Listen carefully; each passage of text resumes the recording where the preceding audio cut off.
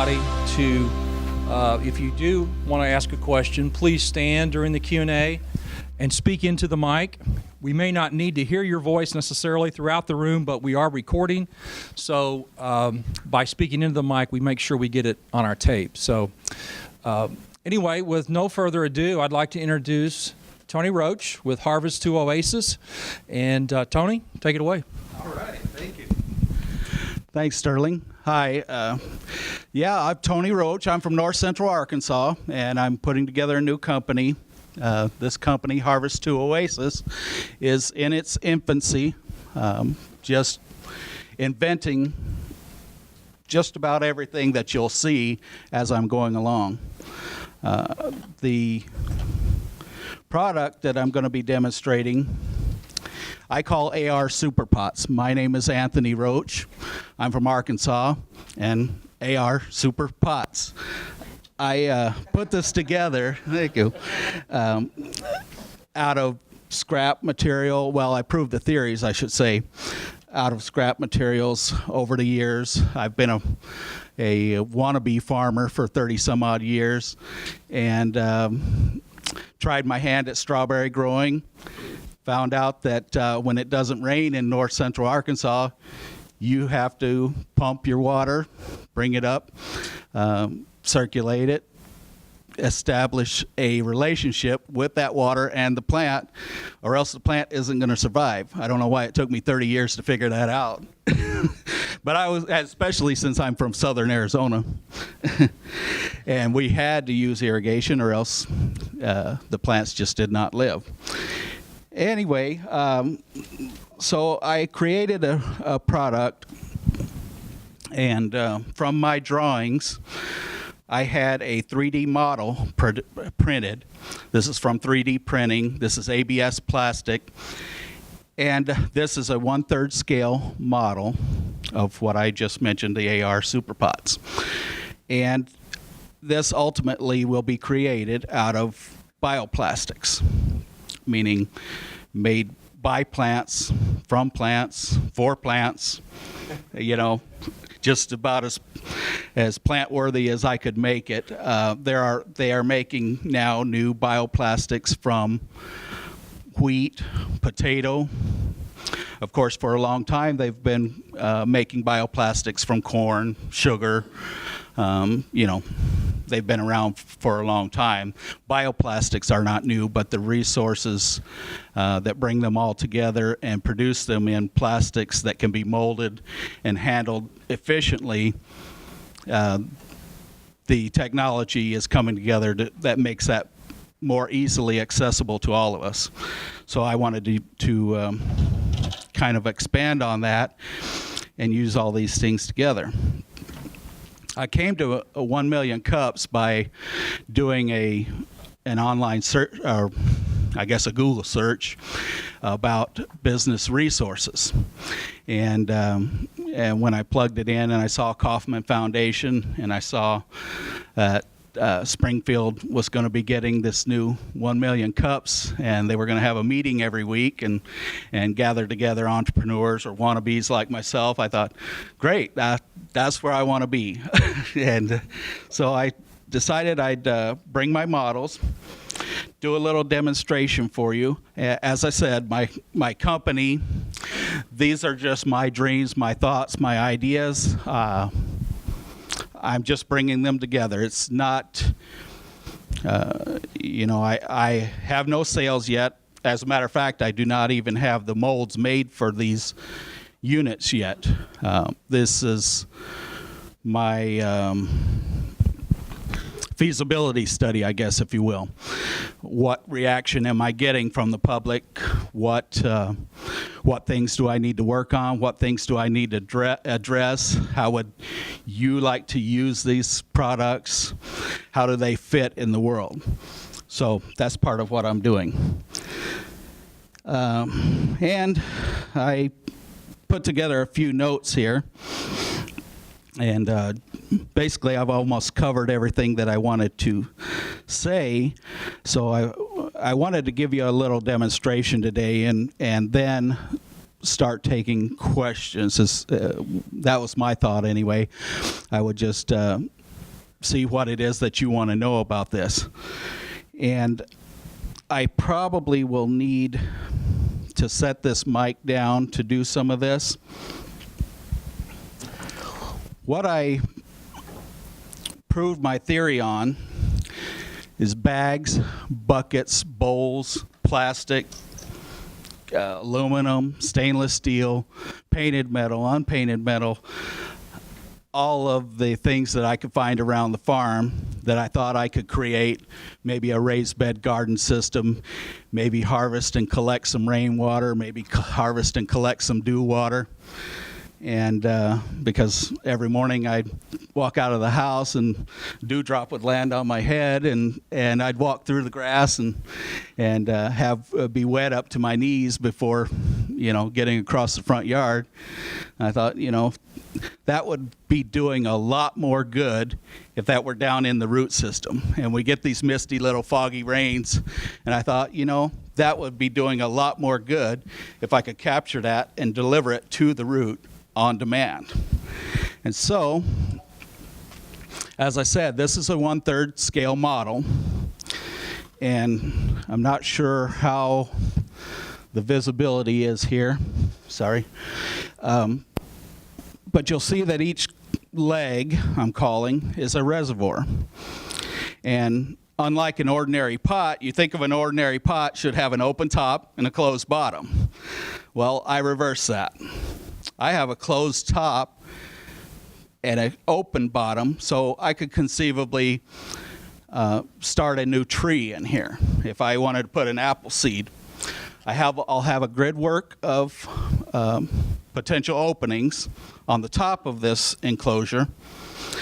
And for instance, if I just wanted to grow my tree out of the center, I'll have this pre-cut or pre-perforated, and you'll snap out the center position, place your seed, and you could conceivably take this to your position, prepare your soil, a little bed, a little mound, or if you're in a garden, you're going to have a bed, and you just basically insert this into the soil until it stops. It will, when it meets full insertion, this plastic will stop it, and the reservoirs will then be placed into the soil and surrounding the plant. And again, this is 1/3 scale model, so this will be a foot wide on the narrow side, and it'll be 16 inches wide on the wide side. The reason for that is standard framing. If I want to put this in my back deck, if my deck joist frame is 12-inch centers, I cut a little opening in my deck and I drop it in this way. If my deck centers are 16 inches, I cut an opening and I drop it in that way. If I want to hang this from a balcony, I designed this to set in 2x8 framework as far as depth. When this is full size, that will be 7 inches, so it will fit into a 2x8 dimensional lumber material. This is representing 2x8, and if I drop that in like that, and then I can pin it in with a nail or screw or whatever and hold it in place if I want. I will have, and excuse me, this it's not going to. All right, yeah, that'll help. Thank you. So what I'll have before I insert this in a deck, I've designed it so that it will close. And so you see how the side walls close and close in the corners, so it will basically hold the soil that you put in there. And then I'll have this a dome insert that also doubles as a bottom. And when this is rubberized, this will snap onto the bottom and make this an enclosure. And so it'll be completely enclosed. It'll be sealed on the sides, sealed on the top, sealed on the bottom, except for what you crack open. And so now you have this that you drop into your system. It's fully self-contained with the soil and everything. And the water enters into the reservoirs. and then is released dynamically by each of these grid works, these openings that are in the plastic that is dynamic, meaning like a sponge, it's ever changing. When the sponge gets wet, it expands. When the plastic gets wet, it expands. When the plastic expands, it closes the apertures, closes the openings, holds the water in the reservoir. When the soil area will get dry, of course, the plastic gets dry, and then the plastic shrinks like a sponge. When it gets dry, it shrinks. So when it shrinks, it opens these apertures. So on demand, the water will flow from the reservoirs to the soil root zone. The additional effect of dew harvesting will come from a lotus effect funnel, is what I'm calling it. Most people recognize the lotus effect. The lotus leaf is the most super hydrophobic plant that is known anyway. And the leaves of the lotus will shed water, whereas plastic can be made to simulate that same effect. So if I put a misty little mist of water, as in dew, I don't know how many of you can see that, but what happens is the water wants to immediately bead, and of course, being a funnel, it wants to roll off, and run into the container, and therefore filling the harvester or filling the reservoirs. If I just use normal plastic, you're thinking, polypropylene or whatever, or ABS, what happens is the water just will tend to just sit there and evaporate, which is why, no one else is doing that, because water evaporates, so you can't put the two together.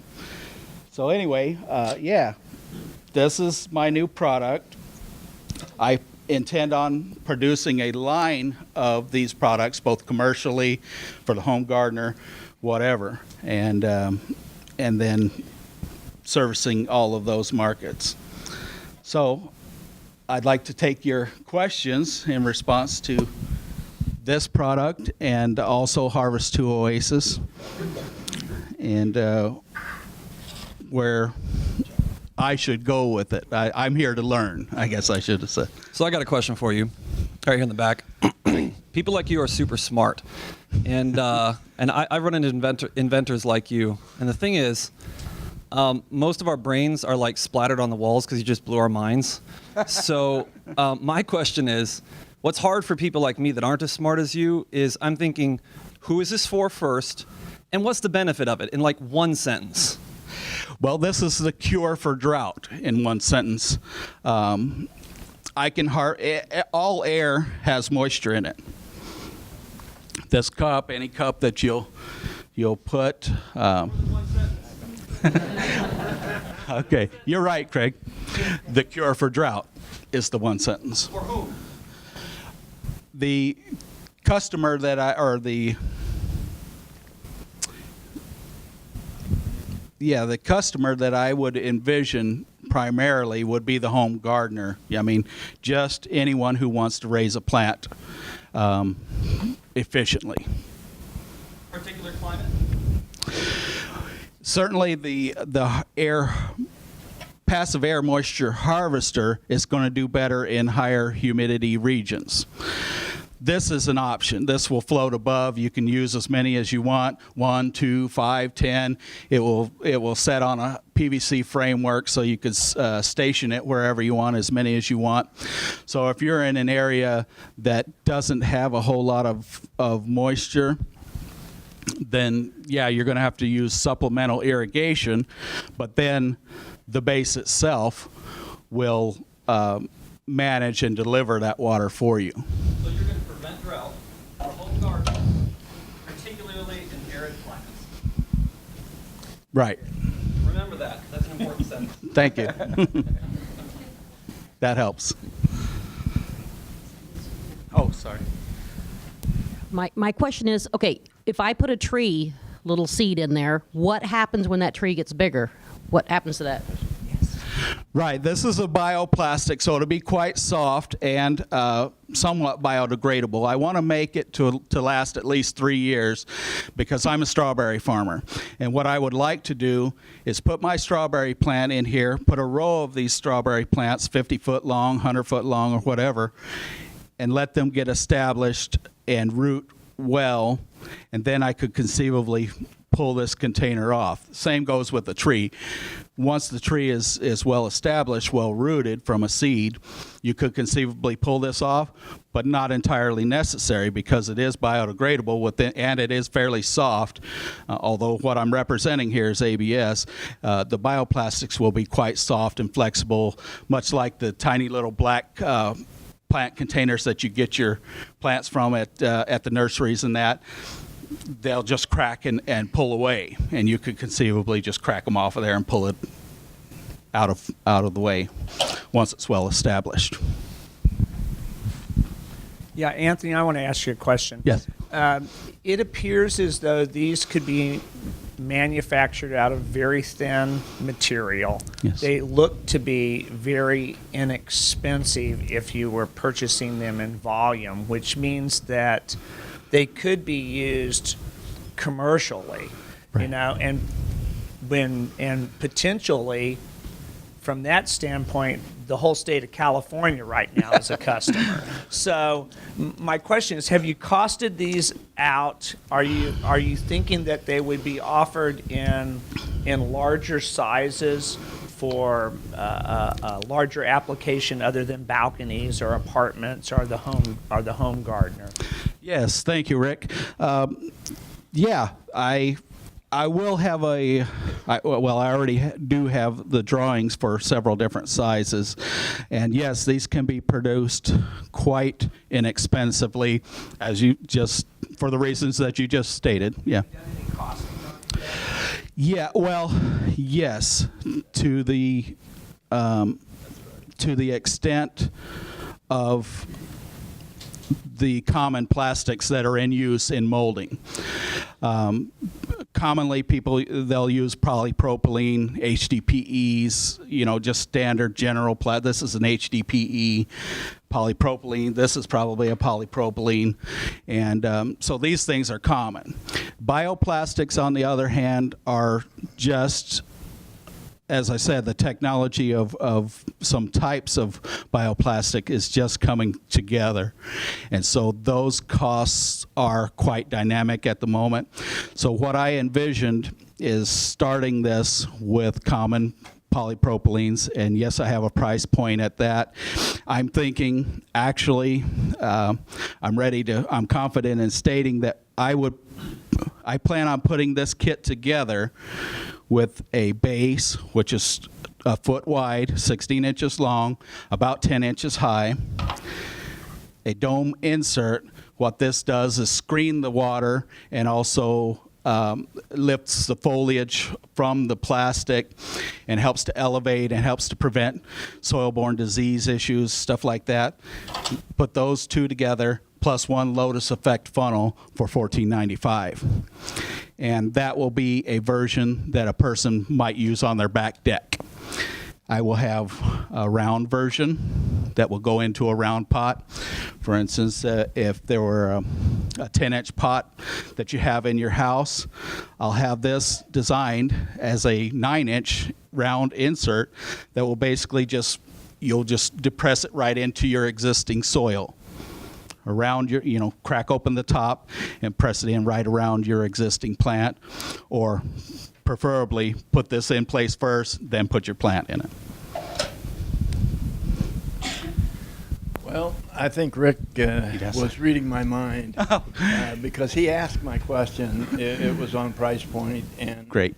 You might expand on your wholesale market, and I assume what you just said about the $14.95 was the retail market. What's it going to cost you to put it together? Right. I can produce these for less than $4. Well, Okay. So My second was there's enough business. simply a comment. I'm a piano technician. I Yes. tune and repair pianos. Yes. And most people think that when they move their piano, that it's going to throw it out of tune. Just not true. What does throw pianos out of tune is exactly what you're talking about with respect to humidity. Moisture and humidity. The moisture Yes. in the air. And the way you've developed this to accept the moisture that's in the air, that's outstanding. Thank you. Thank you. Yes. I should expand that now the super hydrophobic surface treatment that I put on here, this is common over-the-counter product. I do not have I have a registered patent on my design and using the several things together, using the components and the ingredients together. Super hydrophobic treatments, waterproofing, of course, that's available at the sports stores and everything. I used a couple of things that I'm calling my recipe. And that's what I've registered my patent on is the combination of these products that are available plus what I invented as far as my design. Are all the pieces formed through injection molding, and is there any assembly to it of different pieces, or is it all one piece when it's injection molded, if that is the process used for it? Right. I had planned on injection molding this, and I'm calling this my base unit, as one piece. It turns out that that's going to be a $200,000 mold. So I decided, how can I break that apart? So all I did, I sawed the legs off, and I made them independent. So now I have 4 molds. I make one mold that makes the 4 legs and one mold that makes the top. But I will do that assembling, so it'll come to you looking just like this. I'll snap, when I produce it in the production run, it'll be assembled as this. And then of course the dome insert, that's a separate piece, and these two will always be packaged together. These two work together. I suppose you could get by without the dome insert, but you really shouldn't. These two should always work together. The Lotus Effect funnel is an option. Some people aren't going to like this setting above their plant. Even though this is where the magic happens, this is what funnels, harvests, and collects the moisture. Aesthetically, of course, this will be clear. It'll be transparent, so it'll let light through for your tomato plants. It'll provide support for your tomato plants, and it'll have these duties, but it will be offered separately. Yes, I say throw away the weed eater. Right, and who exactly. couldn't use parsley, sage, rosemary, and thyme? Great. Excellent. Love that. Yeah. Yeah, you do have weed control because this basically will serve as a plastomulch. As I said, with the strawberries, generally you'll see them hip up their beds and they'll put plastomulch on and they'll set their plants every year. I want to set my plants once, and I want them to live for 3 years, day in, day out, regardless. Brian, do you have a question? I have a recognize question you for from you. last week. I have a question for you. How effective is this? I'm hearing what you're saying as far as catching the dew and all of that, but how often, in an average Missouri summer, am I going to have to put the hose out and water my garden if I'm using your product? Excellent. Great question. What I have here, this is, as I said, when I proved my theories over the years, I just use scrap around the yard. This is a stainless steel piece. This would represent the surface area of 2 base units. This is 2 foot wide, 16 inches this way. So conceivably 2 of these, one here, one here. With a stainless steel cube that I made that was untreated, So a cube, 2 foot by 2 foot by 2 foot by 12 square feet of surface area. With that 12-foot surface area, I harvested nearly a quart of water one night. One night, that when I went to bed, it was 65% humidity. I did not document the dew point temperatures, when they were reached, how long they were reached. Of course, most people understand dew, especially around here, most people understand dew. It forms whenever the temperature or surface temperature hits a certain temperature that is below where condensation can form. And that's what forms the dew. And so with that 12 square foot, you could harvest a quart. And one of these, when it's full size, will have approximately 4 square feet of surface area. There's a lot of dimension that isn't represented here, and this is not full size. So you could conceivably put 3 of these and come up with your 12 square feet and harvest a quart per night. And depending on the plant that you're growing, how much it's drinking on demand, the reservoirs will hold 2.5 gallons. When this is full size, it will have 2.5 gallons, however you put it in there, whether you put it in and let it, fill the reservoirs once a week or whatever. Now, you mentioned about the cost of your tooling, okay? Is that cost been here in the United States, or is that cost overseas? Thank you. That is a good question. That is our cost. I do plan on intending to produce everything here in the Ozarks region. This is a mold maker just south of Harrison that gives me that bid. So everything will be produced right here in the Ozarks at that cost. I could conceivably get this mold, the same mold that's $200,000 here. I could order this and outsource it from China for about $30,000 to $40,000. Trouble is, they'll make me one mold for $30,000 to $40,000. Then what will they do with my drawings? Well, just to follow up on that, I manufacture overseas, and, Yes. and it's all about the trust that you have in the manufacturer that you have there, and that would be something I would encourage you to look into as you go through the process, because like I said, ours was $20,000 to $40,000 here, and it was $2,500 there. Exactly. And so- That's what I'm. Yeah. That's what I'm finding. Yes, But and my so- goal is to produce this in my neighborhood. Sure. Great. That's my top goal. Tony, we're going to wrap that up. As always, as a community, what can we do for you? Thank you. Just this.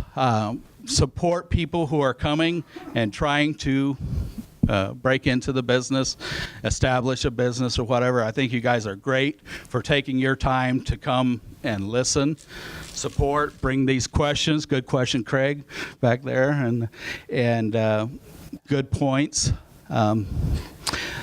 Invite a friend, I guess is what I would say. Bring more people and let's make good things happen here in the Ozarks.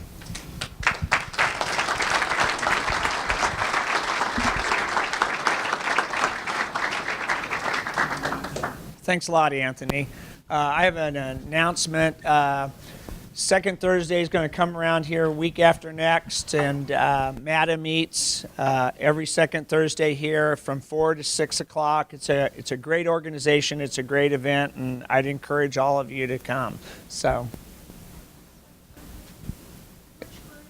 it's MATA. Yeah, Mid-America Technology Alliance. It's a mouthful.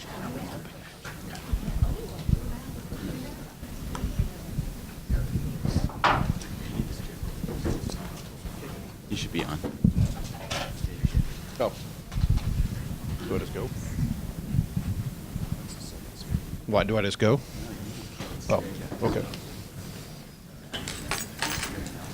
Yeah, our next speaker is from Ozark Entertainment. This is Robert DeVore, and please give Robert a big round of applause and welcome.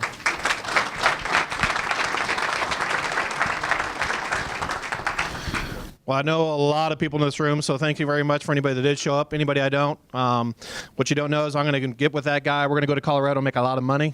So, but my name is Robert DeVore. I do own Ozarks Entertainment. I'm here probably not in the normal sense. We are actually a full-fledged company. We've been actually in existence since July of 2010. But I'm a financial advisor by trade. That is my primary job, and that's not going to change. And that's kind of what's been going on in my world. Is I started an accidental company, more for fun, and more to get involved with charities. And now 4 years later, it's now becoming a full-fledged company. And we've actually had 2 inquiries from Joplin and KC markets to see about franchising. So that's kind of, I'll give you the backstory of how we started, but that's actually kind of why I'm here, because that's where I'm at. So what do you do when you have a primary job, a real job as you would call it, and then you have a fun job that now is getting to the level where it's becoming, again, as a full-time job. So what do you do in that situation? And when the question is asked later, that's why I'm here, because I'm trying to answer that question. How we started was, again, I'm a financial advisor, and when you start getting branded as a financial advisor with a heart, a lot of charities start coming at you, and they try to see about how to help them raise money. I was dealing with an estate planning attorney. He got a call. He's a horrible poker player, as he'll tell you. But he got called to see about running a charity poker tournament. Well, he goes, well, I'm a horrible poker player, but I know a guy. So they called me, and that's how it started. Actually, I ran the very first. It was a Greater Board of Realtors charity poker tournament. Made $500. Ran it for them. They made like $3,000. That's kind of how it got started.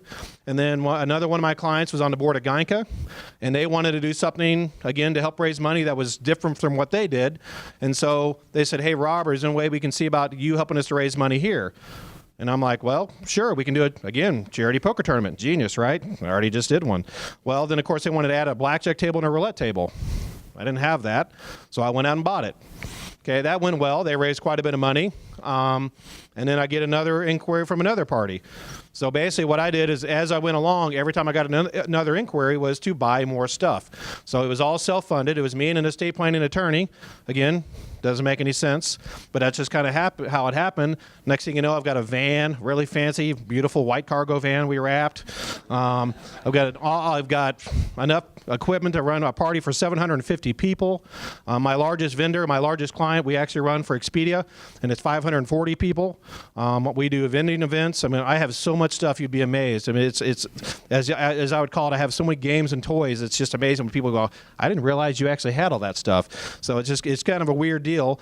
But then, of course, as that grows, and that's the other thing you'll find is partners are not always exactly, we didn't mean for that to happen, and basically that company outgrew BJ, so I actually bought out BJ.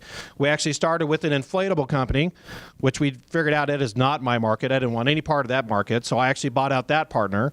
And then, of course, that partner went to compete against me in the casino business and found out he wasn't very good at it. So then a year later, I bought that company out. So that's kind of how the evolution has came to be. And I have no idea when I'm timed, so I guess I should probably keep track of that. 2-3 minutes. So that's kind of how that started. So I am now the sole owner of Ozarks Entertainment. Bought out those partners, bought out those other companies. Large parties, lots of toys. Sorry, I'm really fancy times. I'm old school, so I've got all my notes and stuff. But yeah, that's where I'm at. And again, most of the people in this room, I've already dealt with you. I've ran a party. I've helped you with a fundraiser. I've somehow been connected. So when asked, and I'm going to keep it short because that's kind of the gist of it. I guess what I'm going to do is open it for questioning, because that's where I'm at. Is what do you do in that situation when you have a full-fledged company and now you've got to decide to bring on a partner, which I found is not always the best bet. Sell, which I don't want to do because I really love this side business. It really keeps me connected to the community. It helps me raise a lot of money for the community. Then you get in franchise inquiries. I guess that's where I'm at, is what I'm asking, I guess, for the group is, what do you do there? So you can ask me all the questions you want, how I got involved, how the gambling part of it works, how, we raise money. Those are some of the questions I'm probably going to offend, but that's kind of the gist of it. So I'm pretty simple. So I guess I'll open it up for questioning. How does the gambling part work? That is, I never, ever, ever get asked that question. So First off, again, especially when you partner with an attorney, you know the exact lay of the law, okay? So, again, what happens a lot of times when I have a charity come to me, they're like, well, I don't understand how I could do this without getting myself in trouble. Well, you have to understand that gambling is basically worded as you have to buy into an event, some kind. You actually have to have a game of chance, some way to gamble to win, and then you have to have a prize, okay? That's basically the law of the land. There's definitely some ripples in there, but that's basically the legality. Well, you have to take out one of those factors. So basically, like, for example, when we do charity poker tournaments, the number one way is to make it a donations accepted tournament, and that way you do not have to pay if you do not want to. So if me and Dana shows up and Dana does not want to pay, but she wants to play and she wants to be able to win, I have to let Dana in. And as you would call that in the charity world, is a cost of doing business. So that's the only way that you fully make it legal, if that makes sense. The other way to do it is randomize the ending, okay? So what you can do is you can get everybody that buys in, as you would call it, or donates in a raffle ticket, okay? And then everybody is eligible for whatever prize you're giving away. And then, of course, let's say you wanted to give more tickets to Dana because she ended up with $3,000 more than I did, then maybe you would give her 3 more raffle tickets. But the point is, even if I didn't play and I'm sitting in the crowd, then I can still win that prize. That's, again, the way you get around those rules. And, of course, most of my parties are, as you would call it, vendor appreciation, client appreciation, Christmas parties, after proms. Well, the people that are playing are not paying. So there's no kind of legality whatsoever. If you do not, like right now, we could all right now go to my house. I could say I'm going to give our Lamborghini, play in a poker tournament. If none of you paid, it's fully legal because nobody paid. It's that pay that you've got to deal with. Yeah, exactly. Brian, I'm not giving you a Lamborghini. So, well, I might. It's a little Matchbox. It's really cute. So, yes. I hear you. How do you make your profit? Is it from renting the equipment? Do you staff the events also? Do you have to pay for the staff yourself? Yep. And what's your depreciation on your equipment? Well, and depreciation, it just depends on how many red wine drinkers I have in the house. Because usually, again, the tables are, again, I have a mobile company, and so most of mine are pretty expensive. You know, I don't want to use the word expendable because they're really nice tables, but I also don't buy the premium stuff that's in a casino because, number one, they also weigh 500 pounds. Mine probably weigh 40 pounds, and they're also, I can replace them pretty quickly. But yeah, unless I get somebody that spills a red wine on my green felt, it's usually, they last pretty long.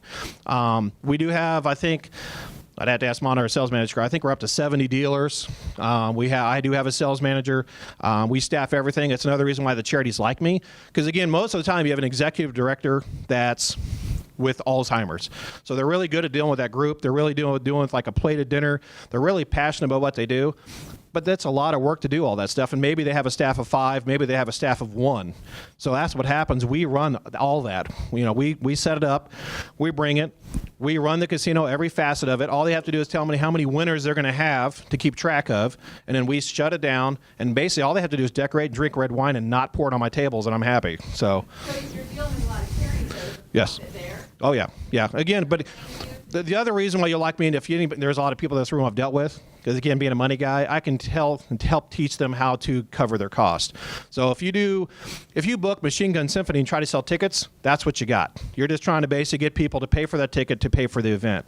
You're not really going to usually get a lead sponsor, for example. You're not going to get as you would call it, band sponsor a lot of times. You're trying to make your money on the ticket sales. Well, what I'll teach you is, you've now got 20 blackjack tables. Guess what you now have? 20 table sponsors, for example. So let's say your blackjack table costs you $100 and you're wanting $50 for the ticket. You should at least make that table sponsor $150 because now you've underwritten your cost. Okay, then all the ticket sales they get, all the silent auction money they get, all the 50-50 drawing money they get is all gravy. So, again, that's another reason why they like me. I'm not just booking their tables and saying, hey, go on your merry way, I hope you make money. I'm doing everything I can to help cover me so they make money because everybody wins. So, again, being a Rotarian, and there's a lot of Rotarians in this room, you'll understand what I mean. I try to do everything that everybody wins. I never try to do something where I just win. That's usually kind of how I get involved. So, and I'll tell charities that. Sometimes they'll say, I want to do it in July at a certain event at a certain location. I'm like, I wouldn't do it then. I'd probably wait till October because it's more popular indoors, or you're going against walks, or you're going up against golf tournaments. I mean, I'll tell you straight up, I wouldn't book me then. I'll do it if you really want me to, of course, because I'm a business person, but I probably wouldn't. I mean, that's a perfect example of what I deal with. Right here, Rose. Okay, you said you're local. Does that mean you're based here in Springfield? And Yes. how far out do you go? Well, we just went to, where did we go? Jay, Oklahoma Saturday. I would say normally it's the cost of our dealers is what keeps us local. I mean, we've gone to the Lake of the Ozarks. We go to Branson a lot. I would say our normal reach is probably 2 hours max in this region, which is another reason why we're interested in the franchising idea. Because again, I mean, I'll do a party anywhere, but it's going to cost a lot of money for my dealers to drive 5 hours. You're going to pay for those per hour to drive, 50 cents a mile kind of stuff. You could get a blackjack table here, come to your house in your basement for $150. That same blackjack in your basement in Lake of the Ozarks is probably going to cost you $400. So it's more of a cost-effective type of deal.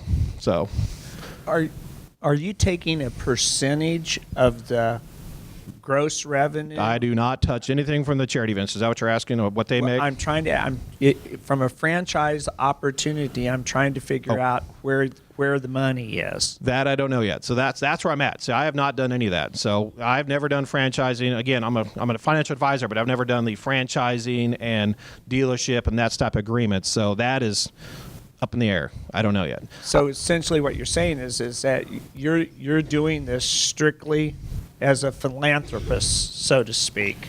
So what I'm saying is how do you make money off of an event? If I were a franchise holder, how would I make money by doing this? Well, because believe me, the right word to say is I'm not a philanthropist. We have a booked-in 20% discount in any event we do. So no matter what, there's a cost of it doing business. If you're a new franchisee, you're going to basically have whatever rates that you figure out is good for you, and you're going to make your money just like booking anything else. So like a blackjack table, you may make $100 a table if you book it, for example. Now, if you decide to do the 20% discount like I do, then maybe you only make $80 a table. But yeah, believe me, the profit lines are in there. It's going to be kind of up to the franchisee if we do that. And again, that's where I'm at. I don't know. You know what I mean? I'm more one to, again, I think of it as I did. I started, from nothing when I started, and I kind of keep that in mind. So even the business brokers I'm talking to are saying, "Oh, you should charge $75,000 to do this," and I'm more like, "What if we got away with 45? What if could I do it for 40? Still give them support, have it work, and we both make money, and they don't want to basically shoot me because they're getting eaten up by a maintenance fee." So I guess that's where I'm trying to figure out. I don't know yet the answers to that. So. You say you're interested in franchising. With a franchise, I mean, you need to have an operations manager, the marketing strategy. Do you have basically the set plan in place that someone could basically walk away and do this, figured out already? Yes. I mean, basically what we're looking at is, what I do, I can train somebody, and it's very easy. Like, for example, that's why I get away with what I do because, like this month, I'll have 3 events. It's Friday, and a Saturday. That's it. I'll work 2 Friday nights and a Saturday. That's it. So for me, I can train somebody how to do this on the side as well, and obviously they can make it a full-time job and work as much harder than I did and probably be way more successful. But what I can teach them is how to get the dealers, how to set up your delivery company if you want. If at first they're probably going to deliver their own stuff, but they may not want to. Where to store it. Basically everything I did, that's what's going to be set up in that agreement. So they're going to get all the equipment. They're going to get their website. If that's the way we go, all pop up so they can walk away and have a full-fledged company. That's basically how that's going to work. Because it's actually, I don't want to say it's too simple because I did a lot of work to get where I'm at, but it's actually a pretty easy pop-up company. It's pretty unique. Yeah, I was just wondering the legalities as far as mixing financial advising and basically a poker tournament. So what if I see you, in the morning and we're meeting about my personal money, and then I see you again, running a gambling tournament later on? To me, that's a little bit of a red flag. So, how that? Well, it depends. I mean, if you're in the market, you're already gambling. So see, a lot of people would tell you I'm doing exactly what I do in the market. So And my boss is right over there, so I'm sure he's loving me. So, hi, Dan. Thank God my compliance officer isn't here. So. Robert, I got a question for you. Yep. I don't think the market is gambling, so let's not say that. But so what about your system is proprietary? So in order to have a franchise, you have to have some sort of competitive edge that somebody just can't come in and do exactly what you're doing for themselves. So what about what you're doing is proprietary? Well, again, probably the reason why I did so well doing what I did is because I a lot of the people that I compete against, as you would call competitors, aren't very professional, and I don't mean that in a bad way. In a lot of times, but a lot of times, there's a guy that decides to buy one blackjack table and kind of do it, or they don't really know what they're doing. They just thought it was a good idea. That is where the competitive advantage is, because I'm going to teach. And again, if you've been to my events, most people will tell you that my dealers will teach you how to play. I mean, they know what they're doing. We almost make them almost within reason be like you're at a real casino. But that's the number one piece. Number one reason people like my casinos, because they can almost feel like they're at a real casino and not actually gamble. And that's actually usually my crowd is, most of my crowd is people that, my crowd isn't the casino crowd, because I'm a casino guy. I don't like to go to, as you would call it, fake casinos, because I want to go play for real money. That's why they like mine, is because that group that doesn't want to do that, they still can now have that fun and the enjoyment of it and not lose a dime, and maybe win a toaster, as I always joke, is the number one prize at our events. So, but that's why that's different. So I've got a question. Yep. What would it cost to be a franchisee? That I do not know yet. That's what I really don't. Percentage. Yeah, that's the stuff I don't know. So the good news for me is that the numbers that I'm being thrown at me, I'm trying to fight against and lower. It's the good news. So I'm not sure that I want to go the franchise route, because then you do have to engage in royalties, maintenance fees, as they said, gross overrides on profit. I'm not sure I want to engage in any of that. And you've now got to get that lovely 950-page document and be in all these states, and I don't know that I want to do that, so that's the question. So if I do that, it won't be me probably. I'll probably bring on a partner, or you know what I mean? Who knows? So that's the stuff that we're trying to get to. But I'm not anywhere close to being there yet. So, Rob, since I never get to talk to you ever because you're so busy all the time, Hi, Ryan. I figured I would do it this way. Just from my professional opinion, I think, if you were to look into the licensing route, the distribution dealership side, and also make it more of a consulting fee ongoing would probably be the best benefit. Just a heads up. Thanks, Ryan. Nice jacket. Nice vest. Pardon me, guys. Yeah, don't let Brenda have a mic, by the way. I have a feeling that your competitive advantage is you. Do you have any concern that these people will buy in and think they're going to be as wildly successful as you are, but they're not nearly as connected? They don't network. They don't, they're not out in the community daily like you are. That is a competitive advantage that you definitely bring to the table. Do you make sure, and is that part of your Well, the way I look at it training is program? part of it, but the difference is also is I'm not, hardly ever hear me talk about Ozarks Entertainment. I mean, I'm not, if you hit a networking group, I'm talking about Barron Financial Group. I'm not talking about Ozarks Entertainment. I'm not out there calling. I'm not cold call. I don't think I've ever called a cold call to business ever. I'm not out there. I don't have a salesperson. It's just making phone calls. You know what I mean? Well, a little bit now with Monica, but before I built everything I did by my contacts and by who I am. That's the difference. I have a feeling that if you were to buy it in Joplin, that's going to be your full-time gig. You're going to be out there hitting it. You're going to be out there nailing down doors. You're going to be all about the market. So you're going to have, I hope, the advantage that I didn't have, because that's my problem is I do it, but yet I don't do it. And yet you will. I mean, if you buy it, you're going to do a franchise or a dealership or whatever ends up happening. It's going to be your life. You're going to be all over it. You're going to be doing that 24/7 where I don't. So I would say, don't get me wrong, I do have a lot of competitive advantages, and I'm very good at what I do, but I think I can at least get them hopefully somewhere close to how I do it, and yet they're going to do it full time, and I'm hoping that makes up for that. So whatever that is. So what has been your primary sales driver if you haven't done some of the marketing yourself then? Like she said, me. I mean, it's yeah. I mean, that's usually what happens. I mean, it's just like how that happened. I mean, I had a relationship with Matt Krupa, who opened up 425, just opened it up, and he had no parties and had no way to book it. He's looking for creative ways to book his room, so he calls BJ. BJ calls me, and I say, sure, let's do it. And that's exactly how most of my parties came about. That's how Geica came. Chad Melentine, who's in the back, was on the board, and Liberty Bank wanted to get involved in being a sponsor of Geica. And he said, why don't we, I saw you did this charity poker tournament. Is there any way we can do something like that for Geica to help them raise money? That's exactly, again, how that one happened. Expedia weirdly enough, came from my softball team. And so another casino had dropped the ball on them like a month before. Again, it was just, hey, Rob, don't you have a casino company? Would you like our party? Sure, awesome. So, I mean, none of that was by marketing. weirdly enough. If anybody here is aware of what Robert's tell is, I'd appreciate it if you'd tweet it up so that we all know when we're playing poker against him in the future. Yeah. Oh, hit. Yeah, that's my tell. Any other questions from the audience?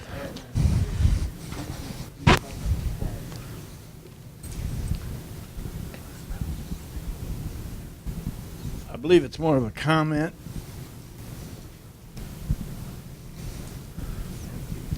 I believe it's more of a comment than anything else, but when you're looking to franchise this, you may also include things like nonprofits like the Red Cross and the like. I spent a few years on the Red Cross board, and one thing we were always looking for were things like this, where we could get all of the people who donated to the Red Cross during the year together. And I'm sure there are a huge number of nonprofits out there like that could take a brand new franchise and make it real overnight. Gotcha. That's a great idea, so I'll definitely keep that in mind. So thank you.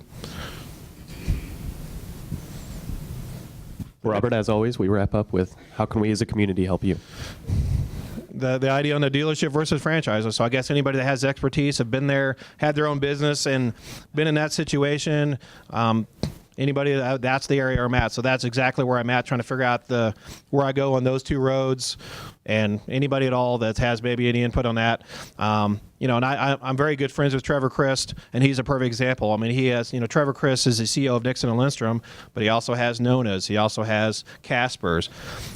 Again, so I'm talking to him saying, what did you do, and how did you handle this, and what were your thoughts, and how do you keep your insanity? And I mean, it's all that. So any of those would probably be where I'd put to the group is, if you have ideas, where you've been down that road, any suggestions whatsoever, you'll find for me, I'm a very open book. So, go ahead. If I'm understanding correctly, that for each casino night that you move the equipment to whatever location the people want, is that correct? Yeah, we go wherever. We don't have an office, as you would per se. It's wherever it's booked at. So if you say you've now booked it at 425, we're going to 425. If you're going to the Tire Club, we're going to the Tire Club. It's wherever you book it, wherever you want to go, basically. Well, my thought is that possibly in addition to moving it to different locations, to have like a stationary location, and then people that didn't really have a place to hold this type of event, you would have a place for them to hold the event, and then possibly that also might cut down on the cost a little bit, because there wouldn't be the moving expenses. It's just a sideline to what you're already doing. Thank you. Yeah, when we've thought about it, I mean, we have thought about that idea of having a prime, as you would call it, a standard location where we could actually host events. But again, that's not a road I will probably go down. I'm not saying I wouldn't suggest it to a new dealership or a new person that would do it. I mean, nothing I'm going to do. But yeah, there's definitely, it's been talked about, and there might be a chance where they'd have a location where they can actually host it themselves. I don't ever have plans to do that. I don't like property, so I'm not a big property guy. So.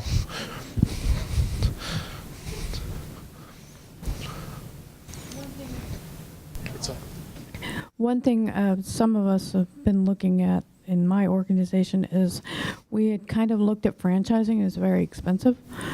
But then what we discovered was we could roll this up as a business plan and a kit, sell it one time, and then it belongs to somebody else, and we don't have to deal with it again. Yeah, and that's actually what Ryan's kind of referencing. That's more in the dealership, and that's where we're looking at. That's kind of the dealership model versus the franchises. You can just sell it, and then it's more of a, as you would call it, a business broker would probably reference it as a business opportunity. And I'm not saying we're not going to do that. I don't know. So that's where I'm at. I don't know which way is better yet. So I have a suggestion for cost savings or more profit for you. Change your billiards table to red felt or serve green wine. There you go. Yes. There you go. That is perfect. I need to change my blackjack table to red felt, so when Brenda Jackson's at my tables, it's... Oh, I'm sorry, Brenda. I had to get one dig in. All night last night, she was drinking wine, and she was talking about heckling me today, so I had to heckle her back before she got me, so. Anything else? Oh, sir. You can sure get a lot of leads just by going to the Secretary of State's website and look up organizations that are, that are charitable, even chambers of commerce, and then you've got the names of your president and your vice president and all. You can contact. It'd be easy. Monica, you got that? Did you notate that? Woo! I like more work for Monica. It's good for me. Anything else? Chris, no questions? Brian, no questions? Nothing? You're being quiet back there, Brian. All right. Do I just hand this over to him? Thank you, Robert. Well, that will wrap up our show today. As always, we'll be here every week at 9 a.m., same place, same time. We thank you all for coming out and helping to foster the relationship and the community of entrepreneurs here in Springfield. So thank you.